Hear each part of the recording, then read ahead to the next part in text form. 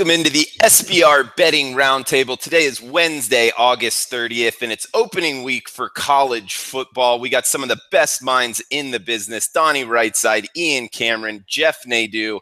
Guys, let's go right around the horn. Introduce yourself, what you're looking at this week. Let's start off with Ian Cameron. Find him on Twitter at Babano. Ian, how you doing today?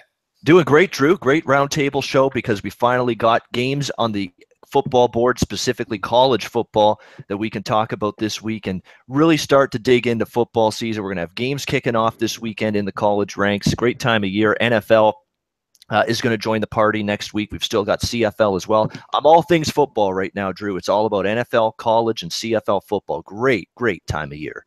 Absolutely, man. It's a full slate of college football. We got MLB in full force, and the last week of the NFL preseason with the regular season right behind it. And Donnie Rightside, one of the best NFL minds in the business. Donnie, welcome. Hey, man, thanks. Great to be on the show. And you're right. This is a real interesting time in the NFL. I mean, just take a look at it. Most of the time, we're used to making gradual cut downs from, 90 players to 75 to 65. Now you actually go from one huge cut this weekend. So Sunday is going to be a free-for-all with veterans, free agents, young guys looking to make teams. I'm really excited to see these final cut downs because, again, we're not looking at the last 10 guys right now. You're going to have about 40 guys cut from every team, I guess, based upon a certain time on Sunday. So looking forward to getting the NFL season going. A lot of excitement about to be coming up. Yes, sir. And his partner in crime, Jeff Nadu, they do the late night on campus, also the right side of campus. You can find that here at SBR. So Jeff, find him on Twitter at Jeff Nadu. Big man on campus. What's up, buddy? How you doing, Drew? Good to be back with everyone. One of the better shows of the week. It's all college football for me for here on out. Drew, it's college sports from now till April for me, and I know many others as well. We also have Premier League soccer and all that sort of thing. So a lot going on right now, Drew. Yes, and I always say this. Jeff knows the most out of anybody I've ever known about college basketball, and he's up there in college football as well. So a great resource for information. Guys, let's get right into it. Let's start off. Let's go for a little on the diamond action with Donnie Rightside. He's an MLB guy, got it going full force. I know he hits his plays, best bets here on the roundtable, which the watchers are loving. So, Donnie, what are you seeing on the diamond?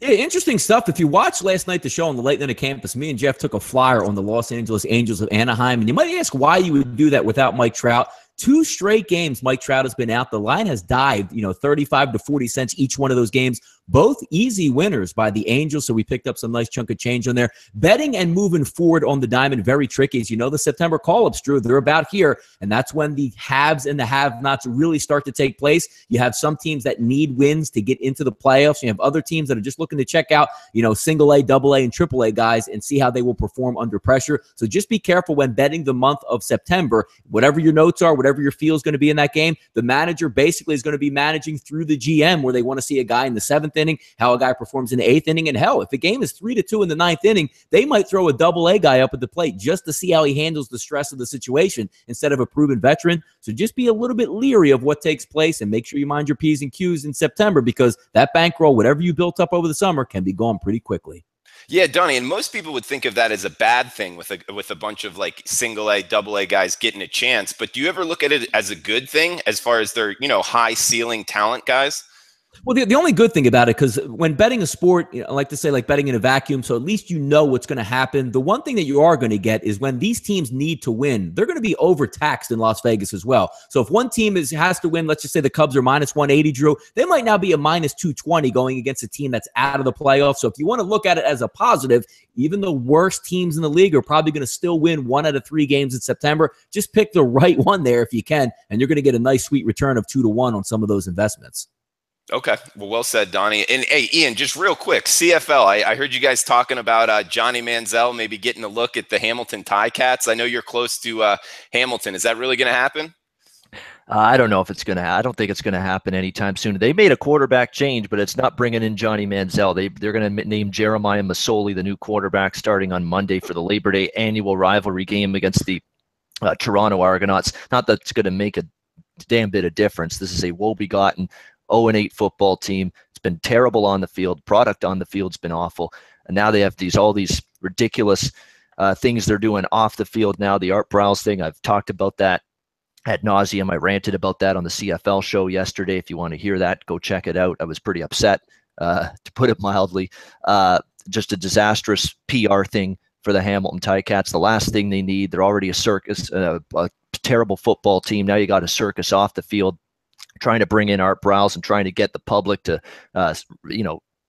accept that, which they clearly didn't, nor should they have. It's just a team that's in a complete disarray right now. I think Johnny Manziel might get a look in time, but I don't think it's on the radar for this team right now. This is rivalry week in the CFL. Ottawa, Montreal, that's an Ontario-Quebec border rivalry type of thing. You've got Winnipeg, Saskatchewan, the Banjo Bowl, as they call it, Bombers and Riders, separated provinces are attached, Manitoba and Saskatchewan, so that's a rivalry. Edmonton, Calgary is an Alberta provincial rivalry on Monday. Toronto, Hamilton is on Ontario provincial rivalry down the QEW highway. So it's all about rivalry week in the CFL, which is always the case on Labor Day weekend. Okay. And guys, just to give you a little update, this is the roundtable. We'll be looking at it from an overview, and we're going to be doing the NFC West today, previewing that. So we got the Seahawks, Cardinals, Rams, 49ers going to be going around the horn. Try to keep it to about 5 minutes a team, and then be going over college football with our overall views of what we're looking to bet on, looking to fade, and trying to break down a couple week one games. So that's what we're going to be getting into on today's show. And then last but certainly not least, best bets. So if you like the content, please give us a thumbs up, and to the guys in the chat box, what's up? Let us know what you want to hear, and let's get right into it, guys, with the NFL. The NFC West we got going today. We had the Seahawks finishing 10-5. We had the Cardinals 7-8-1. Then the Rams 4-12 and 49ers 2-14. What Ian was saying before we got on, two teams looking to be probably pretty good this year, and then two other teams not looking to have much of a future. So let's start it off with Donnie Rightside. Where do you want to start off? Seahawks all the way down to 49ers. Where do you want to start? Yeah, I would probably say let's go with I don't want to say, get the bad teams out of the way, but let's go with maybe a middle tier league team that I want to look at, and that's the Arizona Cardinals in this situation.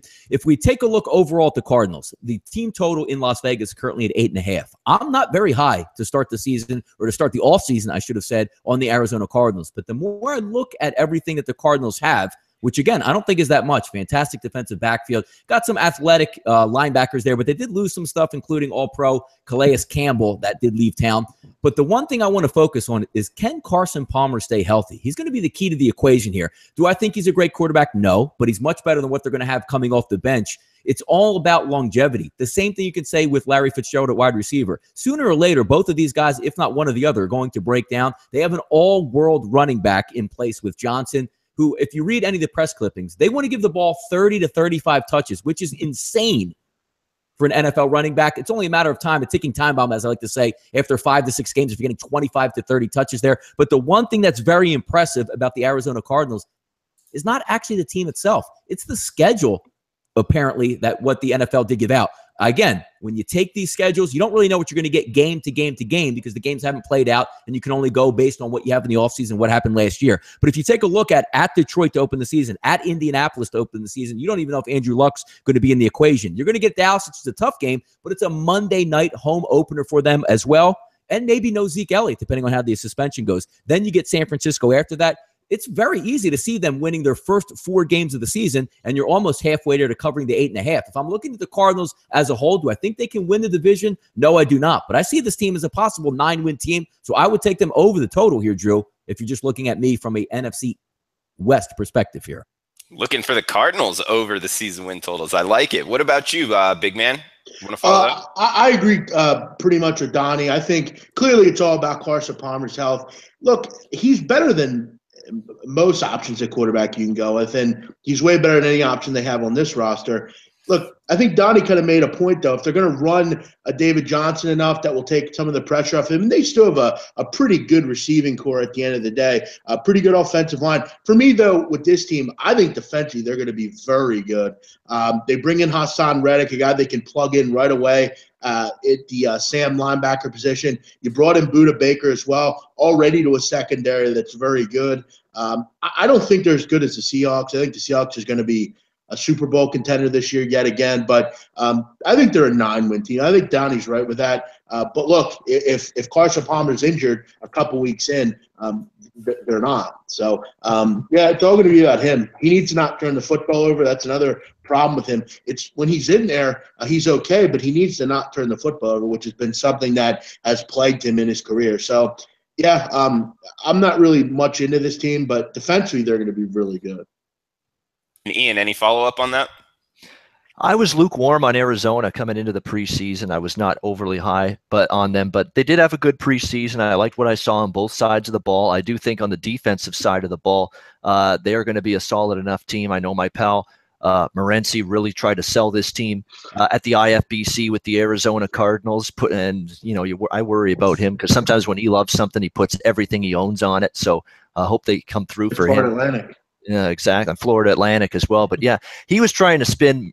Gabe was trying to spin at the IFBC this ball of yarn that Carson Palmer rested his arm down the stretch in practice last year. Didn't throw as many balls in practice.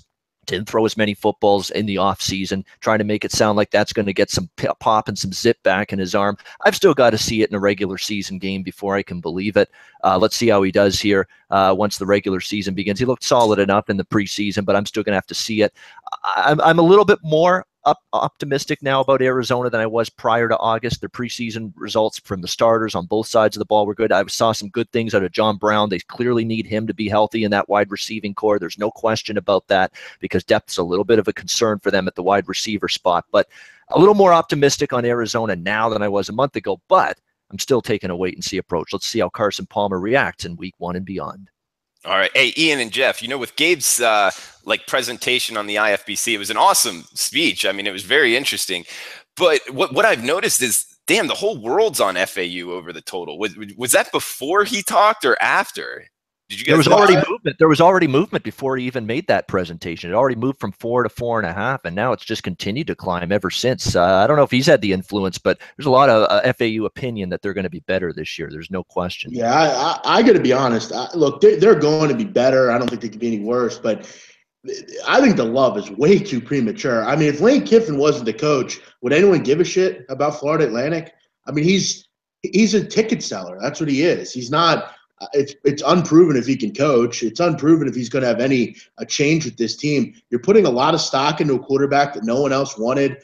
No one else would want because of his off-the-field problems. Lane Kiffin, though, sold out as a coach because he was desperate for a quarterback and he wanted to sell tickets. No one cares about Florida Atlantic football. And I got to tell you, that week 1 line is plummeting on the Navy midshipmen. We all know I love the military schools. I'm going to be all over Navy in that football game. That's down to 8.5 at certain points. That's 6 points under the 14.5 it was released at. Yeah, look, they're not a team I would be very high on, but again, he might have something there. Yeah, to me, I find that, and I like Florida Atlantic at the opener, and certainly be above 10. But now, if you're getting involved at 8.5 with Florida Atlantic, you've got to reevaluate your betting skills because I don't know if you have any. I mean, you're talking about 6 points, the worst of it, and long term. I know it's week 1. Sometimes you can get away with it. Sometimes you will see lines that are that far off when it's all said and done. But long term, that's not going to be a winning proposition for you. So tread lightly if you're late to this Florida Atlantic party. Ooh, ooh, ooh, ooh. You might be late to that party. Yeah. Nice, Ian. Thanks, buddy. All right, guys, let's get into the Rams. Not the St. Louis Rams, the LA Rams. Donnie, what do you got on the Rams this year? What I have on the Rams is not too much. I mean, if we're taking a look at Las Vegas right now, a 5.5 over/under. So obviously they're not too optimistic on the season, and neither am I. I mean, if we're looking overall at the team, did they have a good offseason? I don't think so. The draft, how did it go for them? To me, you get Cooper Kupp. Okay, let's see how he performs in the actual real regular season of the NFL. So I wasn't too high on how they actually supplemented their team. You have Jared Goff, the quarterback, was an absolute disaster last year. You have Todd Gurley at running back, but, an injury-prone history. Is he talented? Of course he's talented. But a running back is only as good as his passing game and his offensive line. We'll see how that's going to play out. Austin, Woods, Cooper Kupp, Sammy Watkins is a nice addition. They needed somebody out there. I mean, not to say Sammy Watkins has been a little bit disappointing as a number 1 type of wide receiver, but at least he gives you a threat, an option. When healthy, he can move the sticks and the chains. Not too high on Tyler Higbee as a tight end, but overall, looking at the defensive side of the ball, should they be a good defense? I think they're going to be a good defense. But Aaron Donald's holding out. We've all seen that. Is he going to hold out? Hey, he can hold out till week 10 and still get his money. Most guys want to get paid. The NFL life is short. He's going to be back in camp. But again, you can't risk injury when he comes back. You're going to throw him in for 75 plays or 65 plays in the first, 2-3 weeks of the season. He's not going to be up to par. And the one thing I don't like about their season is actually the schedule itself. To me, I have this team as a stone cold. Forget about under 5.5. I have them at 3 wins this year. So I'm going way under the total with the Rams in this one. Under on a bad team, not a bad under. Play. If I can get even, I guess on 5 dimes, you probably have props. I would take 3.5 as the under on the Rams on their season this year. That's how down I am on this football team. Book it. Are you with him, Jeff? No, I disagree completely. I think this is going to be a team that will surprise a lot of people, to be honest. I don't normally disagree with Donnie Rightside much, but I think they're going to be better than people think. I think, if they can, and again, it's very obviously, it's all on Jared Goff. I mean, again, he has a lot of talent. He's number one quarterback. Again, a lot going on with the Rams last year. They moved. They had a new fan base. They had there were just so many things going on. They had a coach in Jeff Fisher who was a dead man walking. It's a new season. There's not all that press behind them. They have a new coach. They have a good coordinator in Wade Phillips. I think defensively, we could start there. If Aaron Donald comes back from all this contract stuff, defensively, they're going to be very good. I think that's always been one of the strengths of this football team. They have a good front seven. Their secondary is pretty good as well. Offensively, I think Donnie's not giving them enough credit. Again, I know they're not the Patriots, but they do have some good things there. They brought in Sammy Watkins, who I think on the right team could really be a good football player. He has been a good player.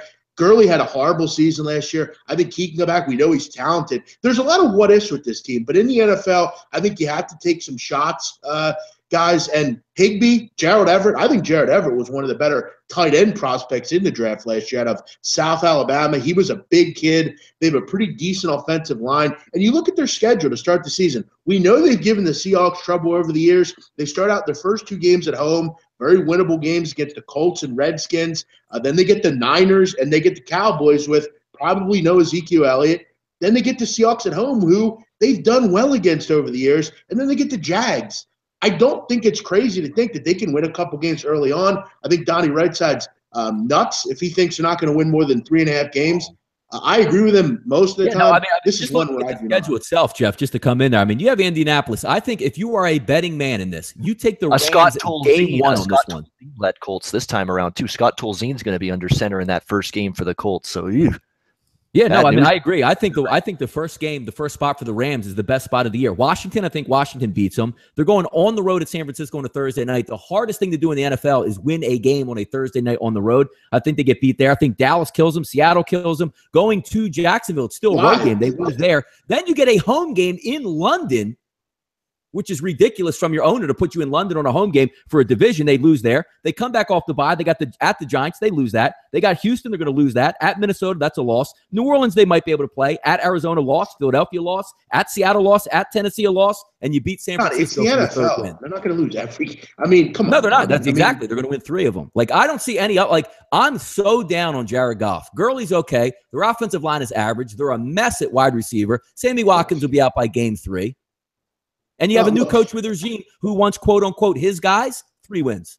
No doubt about it. One thing about Donnie Rightside is you can't change his mind. When he said, he said. I disagree completely. I'm willing to make a bet. One of the toughest schedules in the NFL right here they have, and they are garbage. Donnie, I'll give you a better price than 5 dimes. I'll give you 3 to 1 on your money. They win more than 3.5 games.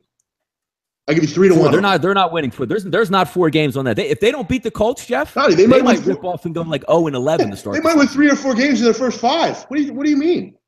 Colts, Redskins, and Niners. I mean, that's nothing. The Redskins are going to pummel them. The Redskins will score on them. The Redskins are way better. I mean, it's at home. You have Jared Goff at quarterback. That's a wrap. It'll be a first year, Donnie. I mean, he's better than 40% of the quarterbacks. I mean, we're talking about a team that won 4 games last year. Donnie, they had a lot of and again, I made that clear. I think they had a lot going on in that season. A new team, a new location. All the players were moving into new areas. They had hard knocks there. They had, the first year quarterback with a ton of pressure on him. That's all gone now. And they have a new coach. That circus is gone with Jeff Fisher. They have a guy, I think defensively they're good. I mean, they're solid. I think they're going to be resurgent. I mean, this is one where we definitely disagree. But again, the offer's there. I'll give 3-1 on the Rams that win more than 3.5 games. I like it. I like it. Donnie, what about the wide receiver position? Robert Woods, I'm seeing Sammy Watkins, also Cooper Farrow, Mike Thomas even, and then the backup quarterback, Sean Mannion. How do you feel about all Drew, you didn't mention the guy Cooper Kupp that stuck out like a sore thumb in preseason, developed instant chemistry with Jared Goff. I mean, that's a guy that from a fantasy perspective, Cooper Kupp's going to evaluate. Yeah, let's see Tyrann Mathieu on Cooper Kupp. We're going to put a couple of those corners in Seattle on Cooper Kupp. We'll see how Cooper Kupp is after a couple weeks in the NFL. Donnie, they play them 4 times a year. There's 16 games. I mean, so let's say they don't win those games. So basically, we're going to ride Cooper Kupp for the Rams. No, I'm not saying we ride Cooper Kupp. I'm saying we ride Sammy Watkins. You ride Tavon Austin. Stay healthy. That guy got booted out of Buffalo faster than your head could spin. That's the thing, though. That I can't trust him to stay healthy. Yeah. You know. Hey, Donnie, put your money where your mouth is done. I'm giving you 3-1. I mean, we ripping off. Yeah, I'm taking that bet. I mean, okay, so then we're going to go over the middle with Tyler Higbee. You know what I mean? I mean, Gurley already had a nasty injury. What happens if he goes down again? Again, this all hinges on the quarterback situation. I think Jared Goff is awful. So, I mean, I can't go into the season and say we're going to win a lot of games with an awful quarterback. I mean, I haven't been breaking down preseason, but how's Sean Mannion been? Well, it doesn't matter. Sean Mannion's not going to play. No, he's not going to play. He's been good in the preseason. But the thing about Sammy Watkins is you could accidentally bump into him on the street and he goes down injured out for the season. I mean, that's how bad it is with his ability to stay healthy. I mean, I don't trust him to stay healthy. He can be good if he stays healthy. I don't trust him to stay healthy. But again, as down as I am on the Rams, I love them game 1 if there's no Andrew Luck. So I'm on the Okay, so they're 33% of the way there, Donnie. I mean, if they win. I mean, hey, me and you can go out there and beat the Colts the way they are right now. Colts are a mess. Yeah. So, all right, well, what do you want? $100 on that, Donnie? 3-1? Yeah, let's do it. Yep. 4 wins or less. There you go. 4 wins or more. Yeah. No, 3. No, you said 3.5. Oh, 3.5. Okay, yeah. 4 wins, perfect. 4 wins, I win. 3 games. That team's atrocious. All right, well, there you go. That's on. And they're giving away home games. How do you give away a home game and go to London and play the Cardinals? Because Donnie, their owners. Not just a home game, a divisional home game. That's awful. That is completely embarrassing. That part is bad. I'm not going to argue that Stan Kroenke's a good owner. He owns Arsenal. He has ties into London. That's why they're there. Look, no one's going to argue. He's a shitty owner. He's one of the worst owners in sports. But yeah, I mean, look, it's the Jags. Look, isn't it against the Jags? No, it's Arizona in London. Okay, gotcha. Yeah, look, at least you have a shot. It's hard to win home games, so I mean, at least you have a shot against a division opponent at home. Hey, Donnie, at least go to London. Well, so does Arizona. They got to go to London too. That's what I'm saying. I would rather go to Arizona. If I'm Arizona, I'd rather go to London than play another team in their home place. Yeah, I hear you. But yeah, I'm a little bit more higher on this team than Donnie. Ian, what do you think? I was definitely dead set against this team early in the season. I'm a little more neutral now, but I'm still not in love with this group by any stretch. We'll see if Watkins stays healthy. I don't think he is. I think he's going to be out quickly. Can Cooper Kupp keep this up in the regular season when the games matter? Can he produce and have chemistry with Goff to the extent that he's had in the preseason, or is this just a mirage? They will be in games, though. I think they have a chance to cover some numbers as underdogs. They do have a very good defense. That's going to be the strength of the team. And I think Sean McVay, big breath of fresh air for the team. I mean, Jeff Fisher was a nightmare. That was an absolutely atrocious job he did there. In fact, he's one of the most overrated NFL head football coaches in history. I mean, the last time he did something was way back in the early days with Tennessee when they went to the Super Bowl that one year. It's been a nightmare for Jeff Fisher. They got him the hell out. Yeah. Ian, but isn't he Marvin Lewis? Marvin Lewis continues to get a job every year. He's the exact. At least you could probably factor in on winning a couple games with him, and we have no idea where this is going to go with Newcastle. Jeff Fisher's been to the Super Bowl, Donnie. Marvin Lewis hasn't. I don't know if you know that. I'd rather if I was looking at an over-under on a season win total, I probably would rather have Jeff Fisher than who they currently have now with McVay. I was stunned, and I tweeted about this. I was stunned to see that Marvin Lewis has been head coach of the Bengals for almost half my life. That is stunning. Almost half my life. Really amazing. I agree with it. And that's Jeff Fisher. Jeff Fisher doesn't have a job, which we could agree he shouldn't. But why does Marvin Lewis still have one? Money. It's all about money. They don't want to fire that whole coaching staff and have to pay a big check, so they just keep on renewing them every year. That's all. Amazing. Yeah. Amazing. All right, boys, breaking down the Rams. Good stuff. Donnie, the big man, $100, 3.5. That's what it looks like. So and remember, I'm giving him 3-1. So 3-1, I even like it even more. He's going to get back a nice little price. Hold on, Jeff, is that plus EV or is that CLV or whatever? That's positive EV, okay. Which no one cares about if you lose. CLV is a joke because, again, I don't know if anyone knows, but when you go to the cage, to get your bet paid. If you got CLV on your wager, it doesn't fucking matter. You know, that's a good point. I hate to break up the topic there, but imagine if Las Vegas just paid you on your ticket. Like if you walked up at 10 a.m. and got the Eagles at -3 and the game went to -4, you should be able to cash your ticket in, shouldn't you? The CLV people are all in forefront this week with all the line moves in college football. I got 7. They lost by 10, but I got 7 and you got 4. Doesn't matter. We both lost, idiot. Good stuff. Well, guys, let's go on. Wait, you want to do the 49ers or the Seahawks first, Donnie? Whatever. Yeah, whatever. You pick on that one. Let's leave the 49ers for last. Let's go with the Seattle Seahawks. 10-5-1 last year. Donnie, how are you feeling about the Seahawks? You think there's any chance they don't win this division this year? I don't think there's any chance, zero chance, less than zero chance that they don't win this division. The only thing that's going to help the other division guys, obviously the Arizona Cardinals with that soft schedule and getting the 9 wins. The only thing keeping Seattle from winning the division here, Drew, is a disaster. If you follow my timeline at all over the past 3 to 4 years, one of my favorite tweets each and every Sunday that I watch the Seahawks is I say, Russell Wilson is worth his weight in gold to that football team. They have 0 offensive line. It doesn't matter. They could probably start the season just being facetious with no offensive line whatsoever. He would juke all 4 guys coming in and throw a pass to Jimmy Graham or on the outside to Baldwin. He is amazing when the spotlight is on him, and all you have to do is lean on that defense. To me, I look in the season, I joke around with Jeff all the time. The Seattle Seahawks, to me, start the season with 8 wins every single year because of the advantage that they have up there in Seattle. It's the best place to watch a football game. I can't wait to get there and just see what it's like. But I've been around to a lot of stadiums. Most are corporate type atmospheres. If you have that type of home field advantage, a coaching staff that they have, a quarterback that is lights out in prime time, the 10.5 to me is a steal. I have 11+ wins for Seattle this year. We don't even have to go into, Lacey and Rawls and Russ, just the overview of the whole team. It's a double-digit win team every single year. They'll do it again this year. They'll walk into the playoffs. They'll get a bye week. 11+ wins or more from the Seahawks for me here, Drew. And we know that their home field advantage is very big in the NFL. Yep, so if they walk in like that should put them at least in the NFC Championship game. Yeah, nope, absolutely. All right, and Ian or Jeff, what do you guys think? Yeah, regarding the Seahawks, the one concern with Seattle that's creeped up, though, is the George Fant injury at that tackle spot. I mean, we're talking about still an offensive line that last year wasn't very good. Russell Wilson had to scramble. Now, the good news is Russell Wilson has that ability to scramble and make plays when the pocket collapses and when the protection does not hold up around him. He's as good at doing that as any quarterback in the NFL. But that's an injury that still can't be overlooked. It's a situation now that they're going to have to plug that hole. May not be the easiest thing to do, but they're still I think going to be able to do some things offensively because of Wilson's escapability. The defense, you'd like to see the secondary bounce back a bit. That was not that same Legion of Boom lockdown Seahawks secondary last year. We'll see. Richard Sherman, as good as he's been, he was picked on a little bit last year. He was not quite that same player he had been a couple of years, 3 years ago. Can he get back to that level? It was not the greatest of years for Richard Sherman in that defensive backfield. Can he get back to that? That's going to be a big thing to monitor for the Seattle Seahawks. But the question is, you've got St. Louis or the LA Rams, you've got San Francisco.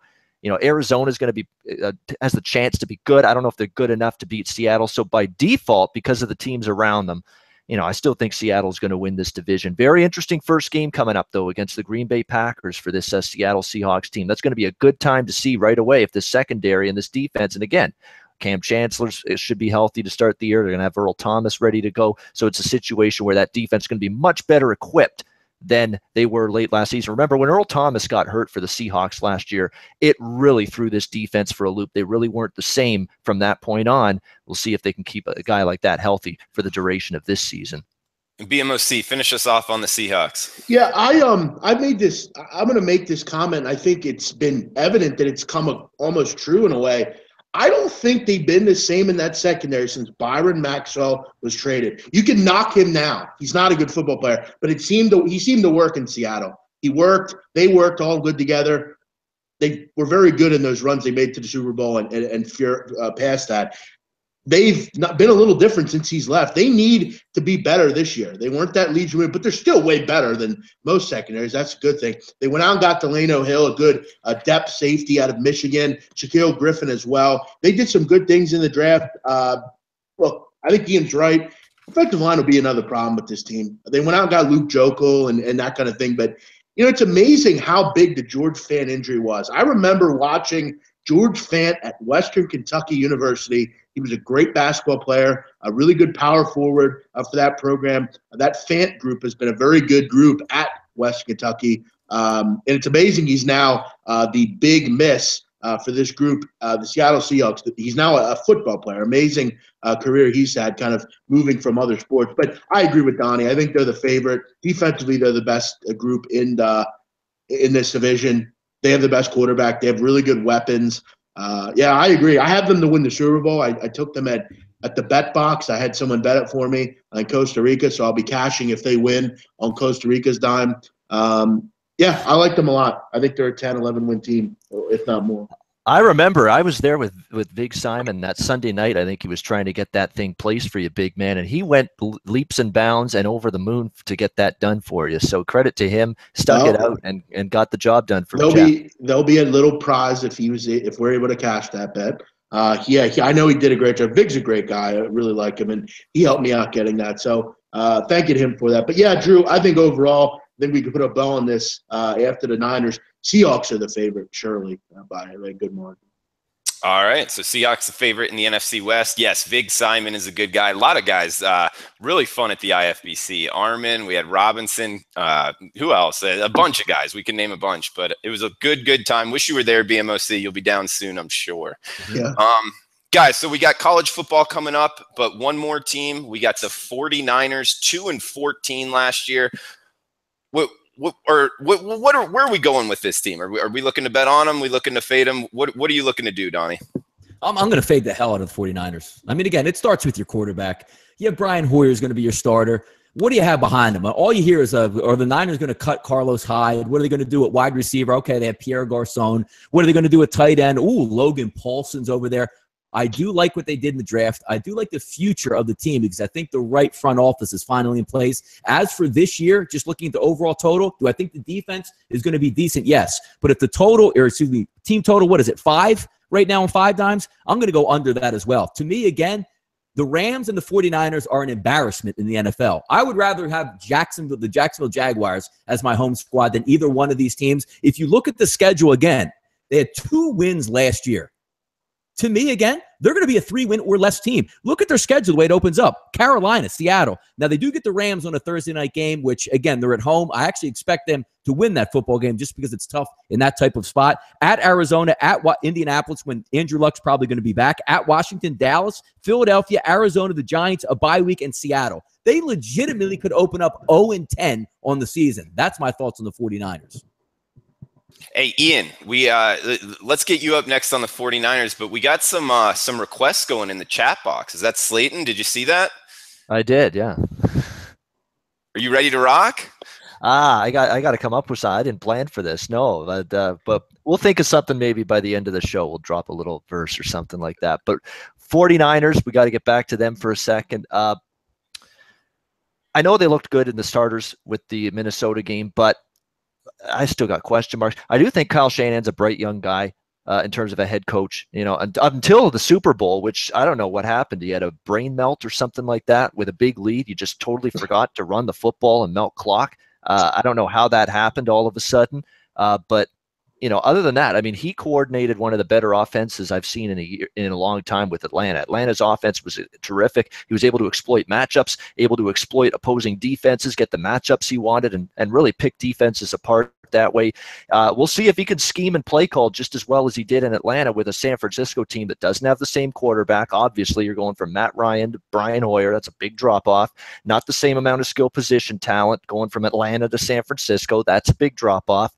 The offensive line is a little bit shaky. That's a little bit of a drop-off, Atlanta to San Francisco as well. So, you don't have that premier talent around you. Now, we're going to truly find out now what Kyle Shanahan's all about in terms of being able to play call and scheme for an offense here in this particular game or in this particular season for the San Francisco 49ers. Defensively, there's some positives for this team. I think they have a chance to be decent on that side of the ball, but we'll see. I mean, Brian Hoyer had a good preseason game against Minnesota, but let's see what happens when the bright lights are on and when the regular season begins. I'm still a little more negative than positive this season on San Francisco, but I like what they did in the draft. I like what John Lynch has done since becoming the general manager of this team in the draft. I think Kyle Shanahan is going to make this team better gradually. I just don't know if it's going to be able to happen year one, especially with maybe one of the worst quarterback depth charts and quarterback rotations in the NFL. And BMOC, what do you think? Is this a buy low opportunity on the Niners? I think from a college all-star game kind of alumni, they have a good group of guys. I mean, a lot of good college football players on this roster. But, look, offensively, they're going to struggle. I think these guys are right. Look, Brian Hoyer's never been good, and I don't think he's going to be good here. They don't have much on that side of the ball. But I will say this. I think defensively they're very solid. I think this is the best defensive division in football. I mean, every defense in this group is going to be good. Solomon Thomas stays home. You throw him up front with Eric Armstead and DeForest Buckner. You got a good group of linebackers. You added Reuben Foster with Navarro Bowman. Your secondary – decent. I don't know if it's going to be great, but I don't know that it has to be great in this division. I mean, you don't have a great passing attack really in this division. It's not like the NFC South or anything. I think defensively they're going to be pretty good, actually really good, I think. I think overall they're going to be a really good under football team like they were when they had Colin Kaepernick. They were kind of a defense to try to get stops and run the football and do that kind of thing. They're going the right way. I think Donnie and Ian make good points. They have the right kind of people in place now. And who would have thought with John Lynch we'd be saying that? I think a lot of people question that move right away. But there's some good young talent.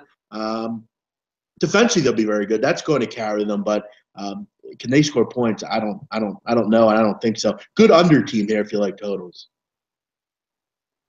All right, guys. Well, that should do it for the NFC West. Let's get into college football a little bit. And if you like the content, please give us a thumbs up. We got a bunch coming out as far as new college football breakdowns on SBR Picks. So make sure to check that out. We got some big names, Ed Fang, Joe Lisi joining the team. Also probably going to have sportsbook directors on a lot. Matt Holt, Tony Miller from both from Vegas. We got Dave Mason from Bet Online as well, as to get an offshore and a Vegas perspective on SBR Picks on the college football page. So a lot coming up. But guys, this is really week one, opening week. Let's go around the horn and see how you guys are attacking this from not only betting this week, but going forward. What are you looking for? What are you looking to bet on? What are you looking to fade as you watch these games? Big man, start us off.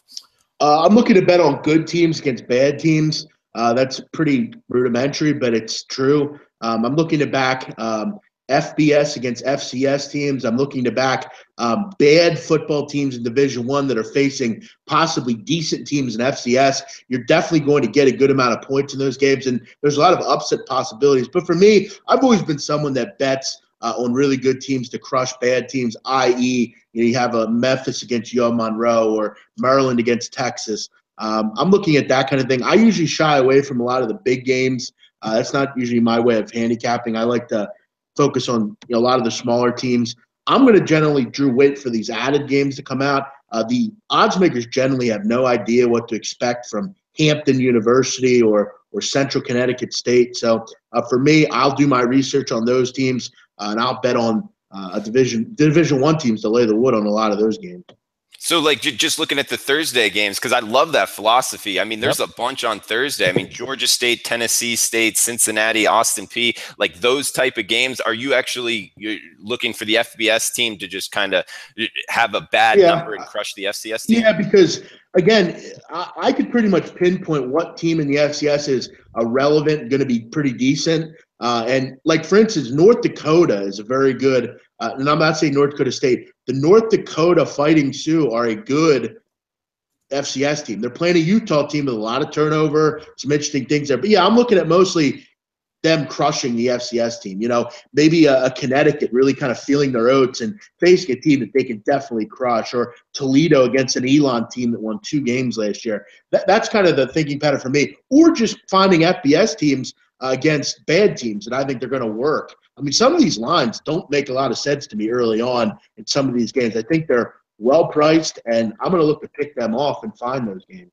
And just really quick, as far as best price points from sports books, what sports books do you like as far as including the FCS teams? Well, Bet Online does a good job of getting the lines out early. And I want to make a point that Ian Cameron touched on earlier. If you are betting underdogs at this time, you might want to find a better career path. If you're betting on Florida Atlantic at 8 when you could have got 14 a couple weeks ago, you might want to look elsewhere and do something else. That's not the way to look at it. You need to look at, if you're betting favorites, waiting for as long as possible, or in this case, dogs you're getting early. You got to pick them up. But for me, bet online for the small team FCS, 5-9s for sure. They do a great job of really listing every possible game. I can get Division 2 or 3 on 5-9s. They are very complex, and they have everything. If I want to bet on anything, I can go to that book, and they're going to have it. So yeah, 5-9s is good, and they'll have the -120 model as far as including FCS teams, right? Correct. Yeah. Yeah, and I believe it's still -120 when you include the high school level. I actually use 5-9s when I bet high school basketball, which high level high school basketball. They're the only book that puts that out. I mean, they're truly really good at putting out every single thing. They remind me of European books. European books do the same thing. Some of the British books, they do a great job, 5-9s, of putting out everything. And Ian, what are you looking at going into week 1? Looking to fade, looking to back anything, and anything looking for going forward? Ian, you there? There we go. We're there. We had a mic muting issue, but yeah, week 1's interesting because really the things that I'm basing my opinions on in week 1 is just coach speak, really, and what you remember last year from a team, how their personnel differs in terms of different players, different quarterbacks, different coaches, coordinators, different scheme changes. So you're sort of basing what you saw last year, but I'm not putting all my eggs in the basket of, oh, this team did something last year, they could do the same thing this year. No, you can't do that. So I'm combining what they did last year and then just looking to see, based on spring and fall practice reports and personnel changes, coaching changes, etc., is this team going to be markedly better, markedly different, or markedly worse going into week 1? Are there going to be big changes in philosophy in terms of offense or defense? Those are all things that I'm looking to capitalize on in week 1. The things where teams morph or change from last year to this year. And I'm looking at certain situations like that. I mean, one of the situations that, I'm looking at right now early on is you look at a team like Utah State, a team that's just, what do we remember this offense being last year? And this is actually foreshadowing my best bet for at the end of the show. Utah State Aggies were a plodding offense, didn't do much, running the football, very methodical with the football on offense. They're doing a complete 360-degree turn. They bring in David Yost, the new offensive coordinator for this team. They've completely changed their spots. This is one of the biggest 360-degree turns in terms of offensive scheme, system, and philosophy that I've seen from one season to the next. They're going to be a methodical, slow, run-first team. Now you're going spread, and from what I've read, they want to snap the ball as quickly as possible. They want to run as many plays as possible. They want to chuck the ball down the field as much as possible. We'll see if Kent Myers, Utah State quarterback, able to pull that off for this football team this season. He's a solid enough quarterback at times, but does he have that deep ball ability? And they want to just rack up a ton of yards. I mean, they didn't sugarcoat it. Utah State really wants to open this thing up. So that things like that, where you're seeing teams just really change their spots in terms of system or scheme from last season to this season, that's things that you might be able to take advantage of, either from a side or a totals perspective. And obviously also coaching changes, you got to be aware of that. But really the funny thing is, every coach that I've read, guys here in this spring and fall camps getting ready for the season, everybody's looking at it with a glass half full. Everybody's optimistic. Oh, we're going to be good. I'm seeing a lot of good things. You've got to be able to read in between what's real and what's just coach speak, because you're going to see that coach speak over and over again in quotes from coaches, quotes from coordinators throughout fall and spring camp. You got to be able to decipher what's real and what's not. And I think if you're able to do that successfully, you're a little bit more better off to have success in the very first week. Yeah, Ian's saying change in sports betting is a good thing. It's a lot for the odds makers to take in. And if you can find change, that is one way to win for sure. And Donnie, what about you? What are you looking at for week 1? Yeah, I mean, week 1 myself, I mean, everybody who knows me by now, some people get a chuck out of it, a la Jeff. I stay in my own lane. In the NFL, I don't bet till week 3. And in college football, I basically pass just about all of September until we get to actual conference play. The reason I do that is I feel I have a better feel on the teams when I know exactly what they're about through the first couple weeks of the season. But more importantly, I don't like to bet out of the caliber of athlete. What I mean by that is if you're looking at MAC, I want to see a MAC team play a MAC team. If I want to see a Big Ten team, I want to see a Big Ten team play a Big Ten team. That same scholarship domain, I want to see those same athletes going against it. That's when I believe I have my advantage. And also, just betting like week 1 in college football, half of these teams, I don't even know who the starting quarterback is going to be. They're very tight-lipped. This isn't the NFL where you have to release your depth chart. You want to know who's playing. Also, in some of these games, who are they going to play, week 2, week 3? Are they looking to get up at a certain amount, rest their starters in the situation, looking to put the pedal down to the metal? I want to see these teams get out for a couple games before they get into conference play, before I can get a good gauge on each and one of these. My best theory for betting in September, bet against the public. They don't know anything. They don't know who's going to start a quarterback, who's going to play on defense, what the lines are supposed to be. The odds maker in September, to me, is the smartest guy in the room. I'll ride with him. It's amazing. Donnie and I have a complete polar opposite views on college football early weeks. I disagree completely, but that's what makes Donnie and I great. We don't always agree on everything. I disagree completely with his betting strategies a lot of the time, but I think he disagrees with mine too. But yeah, it'll be interesting. I think he makes some good points there, but that's where we have research, right, Donnie? We can hopefully find. That is right, exactly. Hey, man, somebody's going to win the game out there, so it might as well be you, right? Right. The whole philosophy. Yeah, sure. Well, guys, let's break down a couple big matchups. We got Florida State versus Alabama in Atlanta, opening up Mercedes-Benz Stadium. We got a total of 49.5, down to 48.5 at JustBet. It looks like -7, -7.5. This is a great game to shop around. We got Bet Online hanging 7, 5 Dimes hanging 7.5. So depending on what side you're looking at, make sure to shop and have more than one sports book. That's one thing we can definitely all agree on. But Donnie, let's start off with you. You looking to lay it with Nick Saban and company? Extra time to prepare? I mean, if you're just going back on one of those things, we're just saying coaches speak going back. If I give Nick Saban more than 1 week to prepare for me, he's probably going to shut me down completely. I remember the people last year tweeting out, boy, man, wait till USC gets him on the field. They're going to get that USC speed against them. They got annihilated game 1. Give me Nick Saban at any number in the first game of the season in a rivalry game, especially since he lost the national championship game, and he hears the whispers out there. Florida State, one of them SEC teams, man, they can play right with you. He's chomping at the bit in this one. I probably won't be playing it, but if I was playing it, give me Alabama Monday, Tuesday, Wednesday, Thursday, Friday, Saturday, Sunday, and the following Monday in this one. All right, and Jeff, Jalen Hurts is his first offseason after being the starter. That's usually a good sign for a quarterback progressing. What are you feeling? Yeah, it is, and he's the first quarterback to be back there since I believe what's his name? The kid that dated what's her name? Catherine Webb. What was his name? Yeah. AJ McCarron. He's the first quarterback back there for a second year since McCarron. So, this is kind of big for them. And reading everything out of Alabama camp is he's a lot stronger throwing the football. He was not the best pure passer last year. We all know that. From what I understand, they're going to open it up a little bit more, throw the football down the field, try to get his reads stronger. And you look at Florida State, that's the coming out of there as well. Francois, the better passer, his completion percentage is only 58.9% last year. I think he's going to be much better throwing the football as well. When you have two mobile quarterbacks, I genuinely want to lean with points. I think both these teams will be throwing the football a little bit more than we might think. I know both these teams are good defensively, two of the best secondaries in the country, and with Micah Fitzpatrick and Derwin James.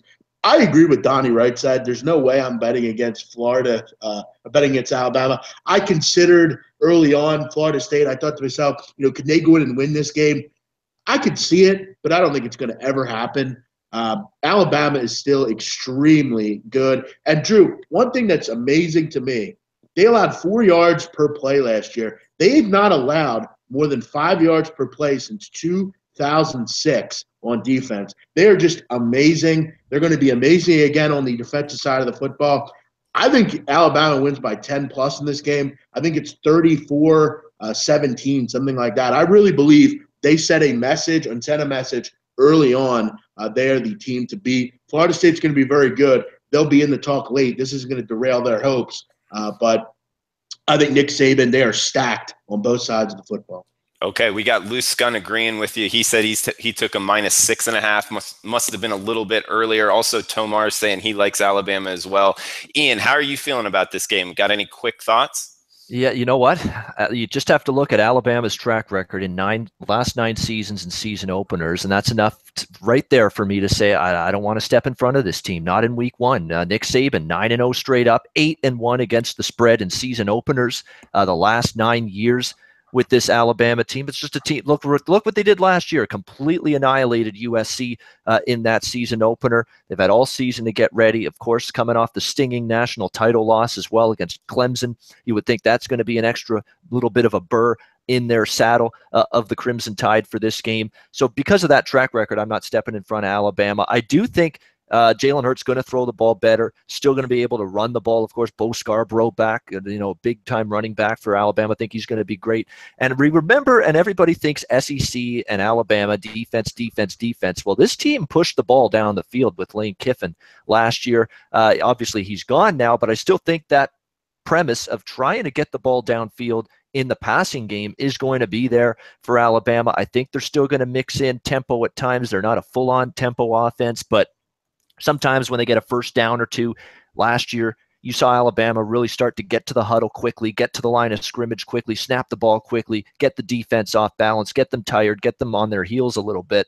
I think you could see Alabama with a very similar type of offensive game plan and execution-wise, especially if they get some momentum and first downs under them. So from a totals perspective, I'd actually lean over the total in this game. It was 49 last I looked. It's going to be close, but this number's down a little bit lower than I thought it was going to be. I was expecting something more in the mid-50s here. In this game, low to mid-50s. We got a 40s total here. I think it could be a little bit low, has a chance to get up and over that number. And let's not forget, we got two defenses that are going to be pretty good that have the chance to score on defense as well. Remember, Alabama was a tremendous defense in terms of scoring. Pick sixes, fumble return, touchdowns. You could get a cheap score like that in this kind of game for sure, especially with the pressure and the high stakes involved. So if I play this game sidewise, I could only look Alabama given their season opener track record. Totals-wise, we'll lean up and over. Hey, Drew. Mm-hmm. I also wanted to point out, for anyone looking at Florida State, Cam Akers, a freshman, I think he is going to be extremely good for Florida State. I think he's a guy I think he's more athletic than Dalvin Cook. I know that's amazing to say. I think he's a more fluid athlete all around. I think he's faster. Watch out for him over the years. They're going to have some growing pains offensively early on. The receivers didn't play well last year. What do you have with Francois? But Alabama or nothing for me. But watch for Cam Akers as the season goes on. He's going to become a really good player for that team. Yeah, and don't forget Francois with a little bit of athletic ability at quarterback for Florida State. We know those nimble quarterbacks sometimes have caused Alabama some issues. We'll see if it does on Saturday. We got White Guy Video Games in the chat saying, what's up? Great name, White Guy Video Games. Also, Tomar saying, I think the game in Atlanta is an advantage for Alabama. They play there every year for the SEC championship. Couple things, Tomar. I just moved here from Atlanta. There's a lot of fan bases in Atlanta. It's kind of a cesspool of fan bases. There actually is a lot of Florida State fans in Atlanta. Also, keep in mind, they're not playing in the Georgia Dome. They're playing in the Mercedes-Benz Dome. So both teams have never played there, but it's not a bad philosophy, and it sounds like you're on Alabama too, as is pretty much the panel. But guys, let's move on to another one, another big name one. We got Michigan and Florida. Jeff, you want to lead us off? You going with the SEC or the Big Ten in this one? This is a game that I'm going to wait on. I think, as Donnie Rightside and I have talked about, I think Michigan is going to get pummeled in this game as far as from a line perspective. I think the whole world's going to be on them here. We've heard about wholeheartedly how many suspensions have come down for the Florida Gators, and at the end of the day, very few of them have actually played a meaningful game. I know Antonio Callaway's gone, and that's going to be hurtful. And look, they're going to struggle to move the football, but I wonder if Michigan will too. They have a ton of wholesale changes on both sides of the football, lost a lot of players, not only offensively, but defensively. Look at so many options on offense. All the receivers, Jake Butt, still have a pretty good run game. But I got to tell you, I think this is a really ugly football game on both sides of the ball. I'm going to look under the total. I think this is a really slobber knocker, low-scoring football game. I don't know either team's going to have a lot of success moving the football. Both these defenses will be fine. I'm going to look under the total in this game. It's at 45. It's very low, but I could see a 24-14 type of game. I think this is going to be really a hard game to watch. And Ian, what are you thinking? I mean, I kind of agree with big man on campus. And Florida's defense, they still got a bunch of Will Muschamp players there. They should be pretty solid, right? They should be good. I can't lay more than a field goal with Michigan in this spot with so many players they have to replace on that defensive side of the football, now having to go away from Ann Arbor and play this Florida Gators team. The question is at Florida, their quarterback situation is still muddled. I thought for sure Malik Zaire was going to get that starting spot. Last I heard, is still a little bit muddled, up in the air whether that's going to happen. He's battling with Del Rio, and the third, Franks, I believe, is the other quarterback on that Florida roster. So there's question marks about the offense. The thing is, I do think Florida's defense could take a little bit of a step back, and I was looking for this offense to improve prior to this camp, but this camp really hasn't solved much. The fact that they're still as unsettled about Florida, I was looking at them from a totals perspective to be more of an over team this season, but the fact the quarterback situation is more unsettled than I thought it was going to be. Now you've got the suspension to Antonio Callaway, their biggest, most explosive deep threat and playmaker at wide receiver. It's a concern for me now going into this game, and it makes me think just take a step back. Don't have to get involved from a betting perspective. Let's see what's going on here with this Florida team on both sides of the ball. But from a line value perspective, it's a little bit of a reaction here to the suspensions. I understand that. But and at this price, Drew and everyone else, I'm not looking to lay more than a field goal with Michigan. They've just got, I know, and Wilton Spate to me, as from what I've read, he had a decent camp, but again, Jim Harbaugh's been sort of reluctant to just hand him the starting quarterback job, which is kind of weird, even though he was the starter all of last season and didn't play that poorly.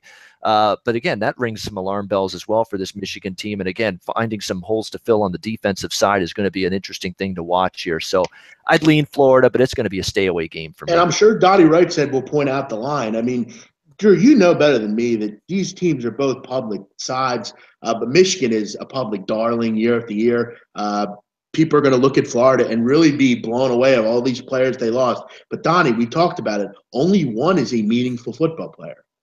Yeah, it's an interesting. I mean, if you're looking at the lines, like Chris opened up at 3.5, now sitting at 4. Pinnacle at 4, now actually sitting at 3.5. Not much line movement there. I'm actually surprised the split in overall tickets is only 55-45 in the favor of Michigan, because as soon as the Callaway suspension came out, everybody runs to the computer. Oh my God, I want to steal the line. I want to steal the line. But 91% of the money is on Michigan. My question that me and Jeff always like to look into is, why did it move a half point and sometimes not at all when you have 90% of the money pushing it one way and the odds makers are reluctant to move it even like off of a key number? We're not talking about, 2.5 to 3 or 3 to 3.5. This number was always in that 4-point range and still currently sitting there. That gives me pause here. And again, it's an SEC team. Give me the points on opening day. Is Michigan going to light it up out there? The one thing I do like about Jim Harbaugh is because he's a whack job out there.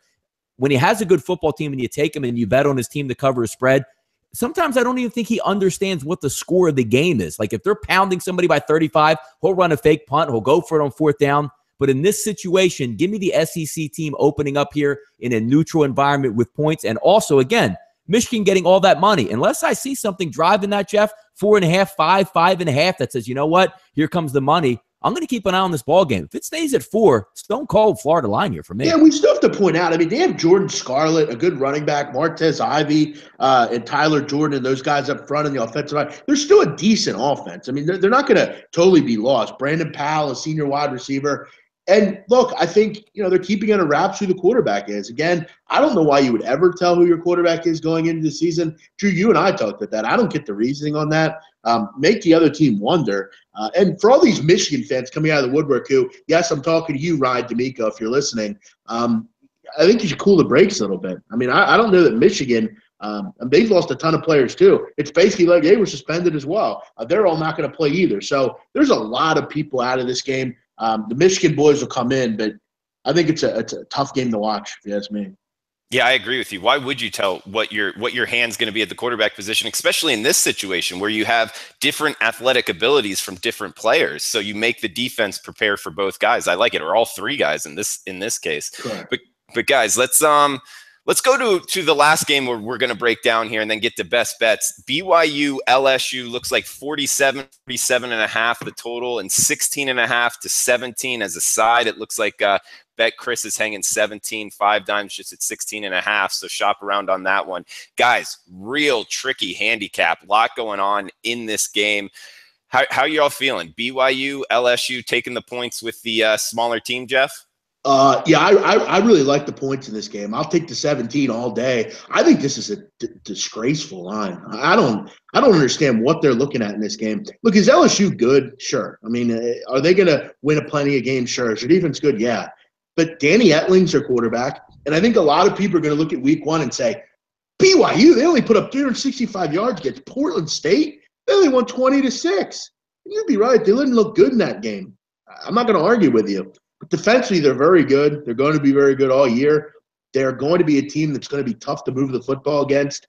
And look, LSU lost a lot last year. Kendall Beckwith, Duke Riley, Tre'Davious White. They lost so many options. I know they're going to recruit and get those guys back, but you have a new guy in Ed Orgeron. Many can argue and say that he might not be the best option at coach. Arden Key, their big-time sack master, is not playing in this game either. I think this game's a lot closer than people think. I think Mangum, I think Canada, they just had a bad game. Portland State has done that to a lot of D1 teams over the years. Danny Etling is a Purdue reject. That's a very good point. And somehow he's made a home for himself at an SEC team. It's amazing. I don't get it. And Dave Aranda, highest paid assistant in the country, in the coordinator position. A lot of pressure on this team to win. Ed Orgeron might be in over his head here. 17 is way too much. The public will bet LSU because what they saw in Week 1. I think that will make point spread bettors on the underdog happy here. They're going to come in and stay within this number.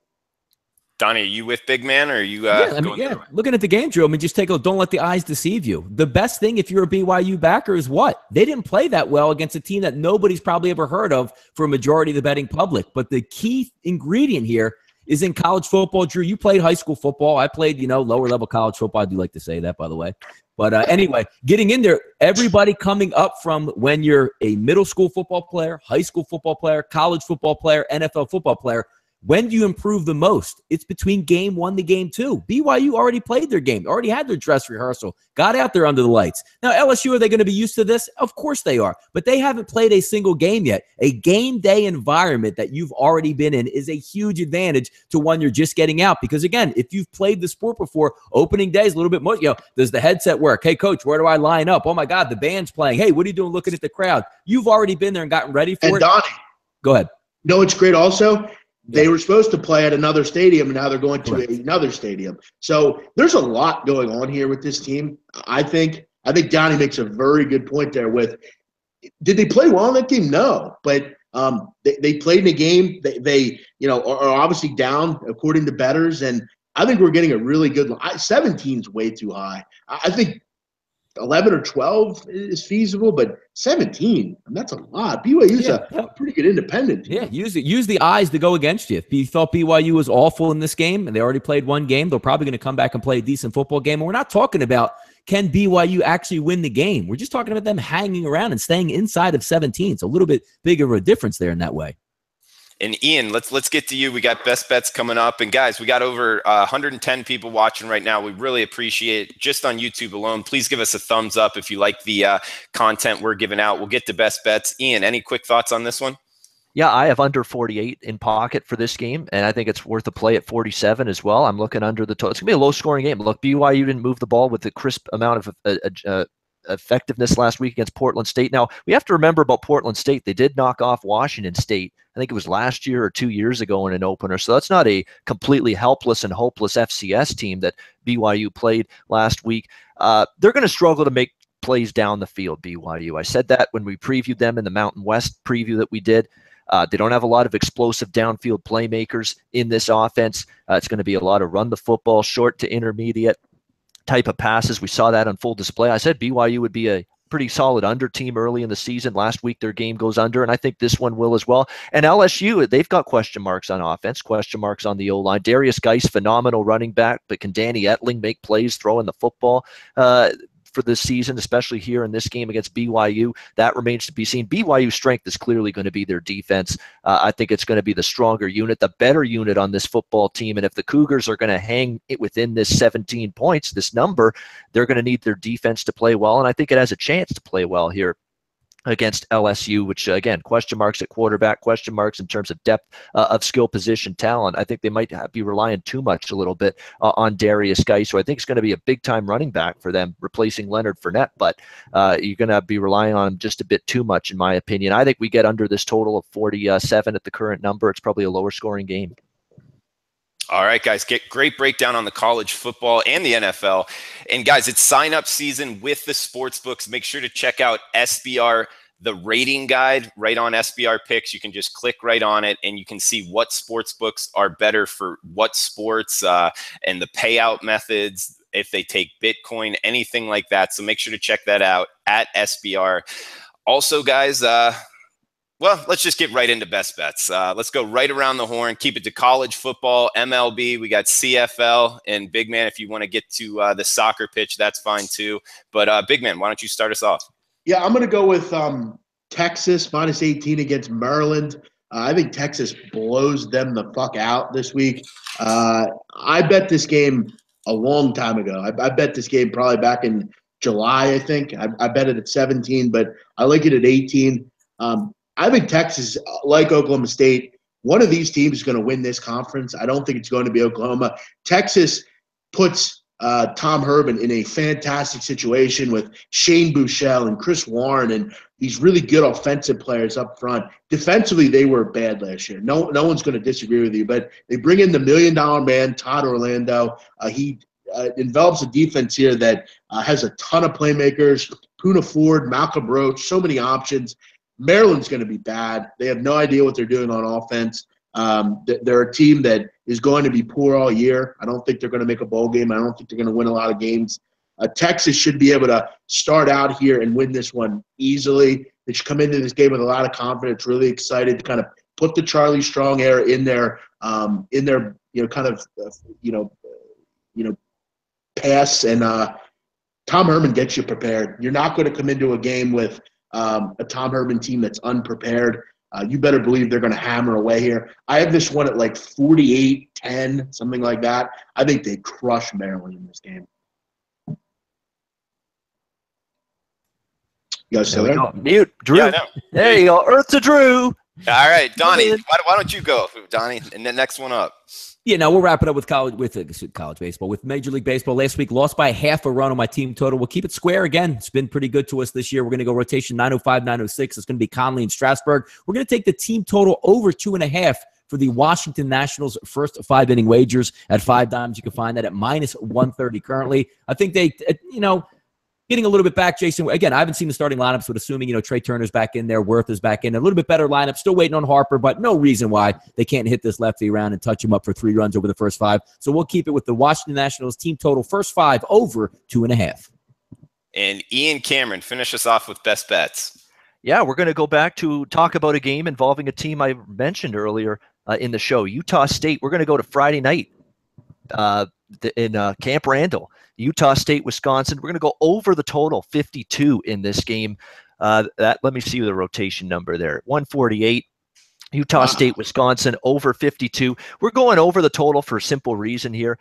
Wisconsin's offensive line, massive once again in terms of size. And I was reading some good articles that this Utah State defensive front, which is still expected to be solid this season, very undersized going up against this Wisconsin team. This could be just you pound them all day long, right up the middle, run the football a ton, which Wisconsin's going to do, and eventually you're going to wear down this undersized defensive front of Utah State. I think Wisconsin's just going to be able to run the football right down their throat in this football game, rack up the points. They're a big favorite here, about 4 touchdowns. I think Alex Hornibrook is also going to take a step forward this year at quarterback. He's had some positive reports in camp that he is ready to improve his ability to not just throw the ball intermediate and short, which he was okay at doing that. He's got to improve his deep ball ability. They say he's worked hard at that.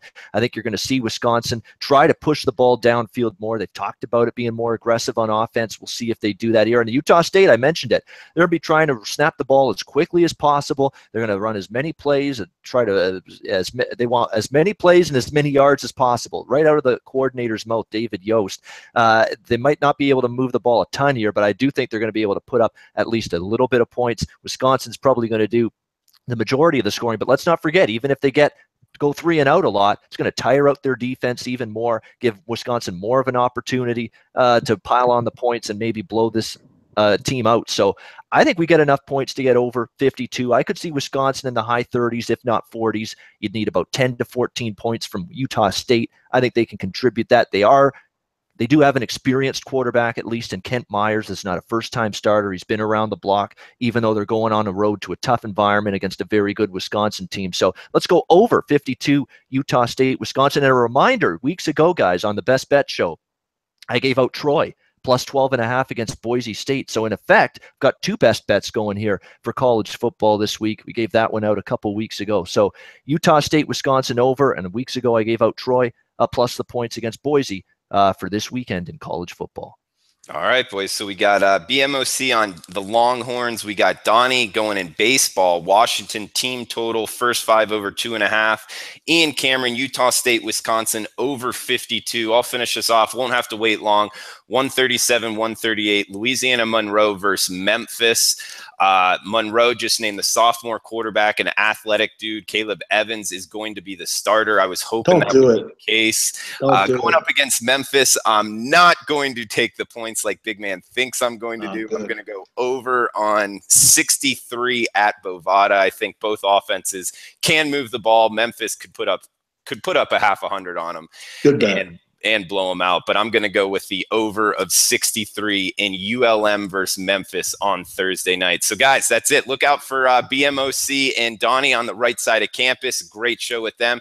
Ian all over the SBR Picks website. He's got the 3-down breakdown in CFL. And one thing about me is we're doing Ed Fang, a new show called Man vs. Machine. Ed Fang will be putting up his plays that going into the week, and I'll be breaking them down from a X's and O's standpoint. So it should be a good show coming out on Thursday mornings on SBR Picks. But guys, anything else before we wrap it up?